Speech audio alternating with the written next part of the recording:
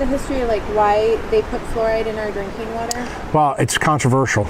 You know, the history that I have researched that I believe goes back to what I said before, goes right back to Rockefeller.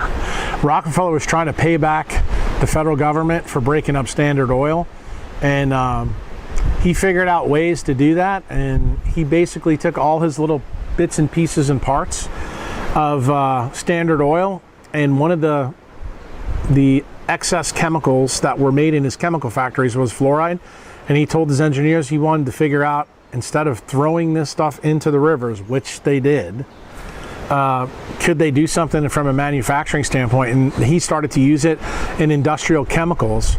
And then eventually, through his foundation, the Rockefeller Foundation that's in New York, that's where Big Pharma really came from. Every big pharmaceutical company comes from that breakup point from Teddy Roosevelt in the early 1900s.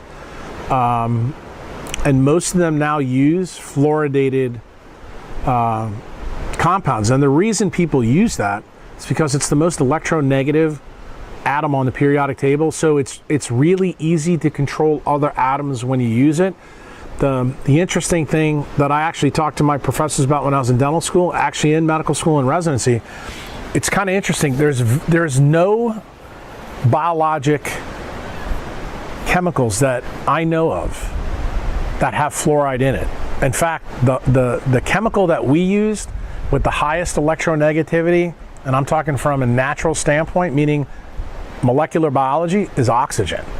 We don't go past oxygen on the periodic table. If you look at the periodic table, fluorine and oxygen are right in the same row. But it turns out fluorine's in group 7 and oxygen's in group 6. So they're right next to each other. So biology stopped there for a reason. I always tell people, when nature does something, even if you think it's small, don't blow it off.